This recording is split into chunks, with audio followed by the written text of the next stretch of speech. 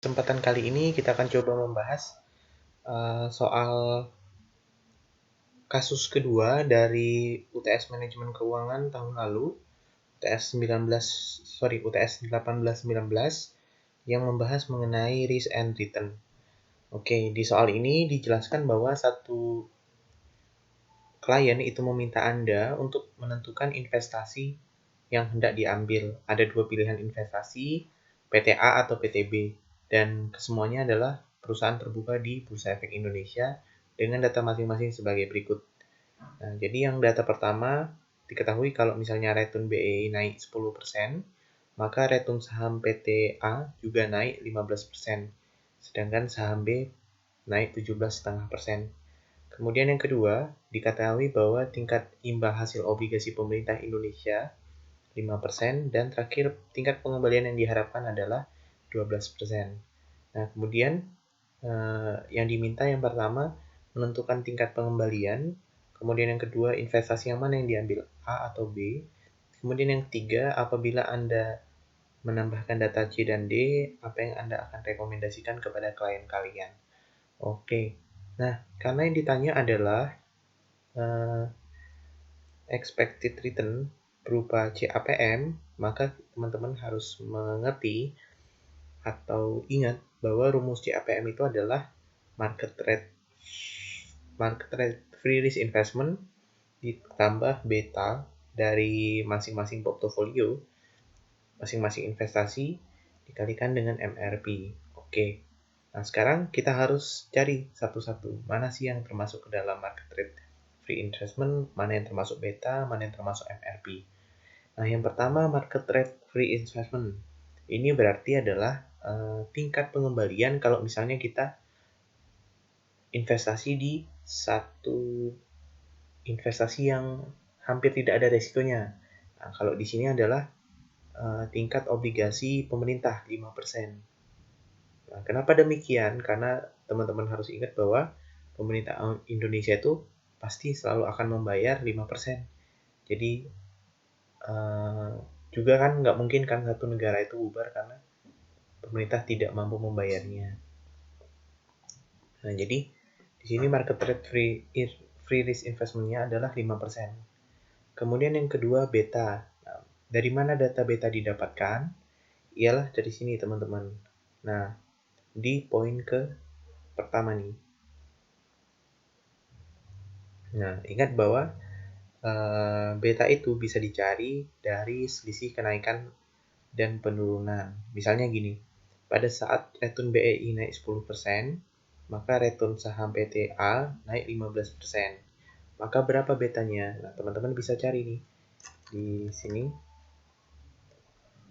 beta A dan beta B itu bisa dicari dengan, kalau yang A berarti kan ketika dianya naik 15%, maka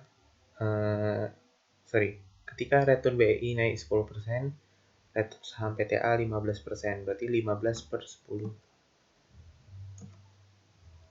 Nah, sementara untuk yang PTB, ketika dia naik 17,5%, maka BEI itu 10%, berarti 17,5 dibagi dengan 10. Nah, hasilnya adalah 1,75. Setelah kita mengetahui adanya beta A, beta B, kemudian kita mencari MRP atau tingkat pengembalian selain daripada tingkat market rate free risk investment. Artinya begini, MRP itu bisa dicari dengan misalnya tingkat bunga pasar yang aman adalah di sini kan 5%. Berarti sementara pengembalian yang diharapkan adalah 12%. Berarti 12% kita kurangi dengan 5%.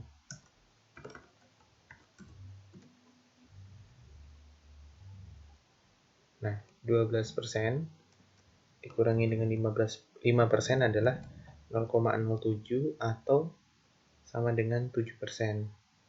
Nah, setelah kita dapat data beta, data market rate free risk investment, dan data MRP, itu baru kita lakukan penilaian CAPM. Oke, maka CAPM-nya adalah 5% ditambah beta. Beta itu 1,5, kemudian NRP 7%.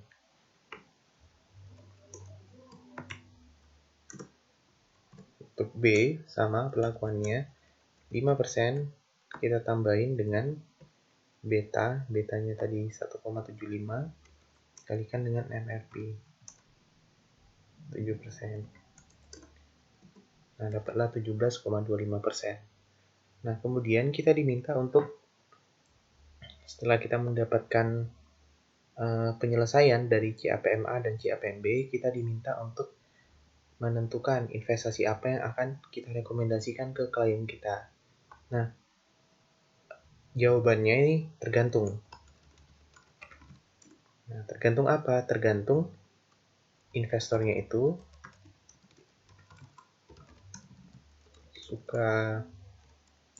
investornya risk taker atau risk taker. Aku lupa tulisannya. Nah, kira-kira gitu. Jadi kalau misalnya dia risk taker, kalau teman-teman lihat di sini, sebenarnya beta itu adalah tingkat resiko dari masing-masing investasi. Misalnya di sini kan ketika saham BEI naik 10%, saham PTB naik 17%, 17,5%. Maka kalau misalnya return BEI turun 10%, maka saham PTB itu juga bisa turun 17,5%. Saham PTA itu bisa turun 15%. Nah, itu kira-kira pengertian beta. Jadi kalau misalnya harga pasar naik, dia ikut naik. Kalau dia harga pasarnya turun, dia ikut turun. Maka kan kalau misalnya dia turunnya 17%, 17,5% itu kan sangat berisiko kan. Sementara pasar cuma turunnya 10%. Nah, maka investasi di beta itu lebih berbahaya. Nah, kompensasinya apa? Kompensasinya CAPM atau tingkat pengembalian efektif yang diharapkan oleh investor, atau misalnya bisa kita bilang rate of return-nya atau tingkat pengembaliannya itu yang beta, yang investasi B itu lebih tinggi daripada investasi yang A. 17,25% tingkat pengembaliannya lebih tinggi daripada 15,5% tingkat pengembalian A. Nah, maka kalau misalnya investornya risk taker, itu boleh sekali mengambil yang beta dengan tingkat pengembalian 17,25%, kemudian beta atau resikonya 1,75. Kemudian kalau misalnya dia risk averse, jadi dia menghindari resiko, main aman, jadi dia boleh memilih yang A dengan tingkat risiko yang lebih rendah, namun tingkat bunga yang lebih kecil, 15,5%. Jadi prinsip ini sebenarnya sesuai dengan high risk high return. High risk high return.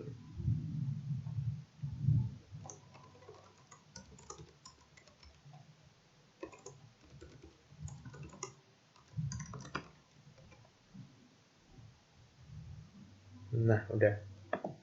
Nah, kemudian di soal nomor 3, apabila klien Anda menambahkan data PTC dan PTD.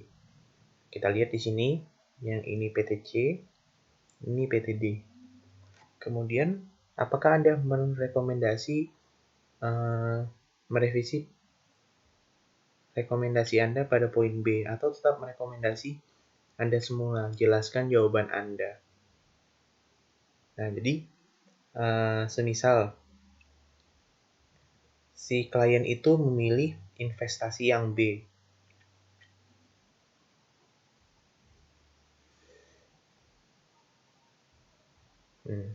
Kalau kita bandingkan misalnya dengan C dan D. Nah, kalau teman-teman lihat di sini, yang C itu, yang sisi kirinya adalah return, sisi bawahnya adalah beta atau resikonya. Nah, jadi kalau yang B, kalau kita bandingkan dengan yang D, B itu punya return yang lebih tinggi. B punya return yang lebih tinggi dibanding dengan yang D. Sementara kalau untuk resikonya atau betanya itu kurang lebih sama. Maka kalau misalnya si klien memilih di B, dia nggak akan memilih yang D. Karena nggak worth it. High risk tapi low return. Kemudian kalau kita lihat yang C. Nah, yang C ini punya return yang sama dengan yang B. Nah, ini return yang sama. Kemudian resikonya atau betanya itu sangat berbeda jauh. Jadi yang C itu yang lebih aman. Nah, kalau misalnya seperti ini, maka perusahaan akan lebih memilih yang C. Apabila dia memilih di B sebelumnya. Kemudian bagaimana kalau misalnya si klien atau Anda itu merekomendasikan untuk mengambil pilihan di A atau menggunakan saham PTA. Nah, kalau kita lihat lagi di sini resikonya itu kurang lebih sama antara C dan A. Hanya saja return yang C itu lebih tinggi daripada yang A. Nah, maka mana yang dipilih? Tetap yang C. Nah, jadi kalau untuk yang jawaban nomor 3, yang kita pilih adalah investasi di C. Karena dia secara risk lebih rendah, kemudian secara return dia lebih tinggi. Nah, kira-kira seperti itu pembahasan dari soal kasus 2 risk and return manajemen keuangan. Terima kasih.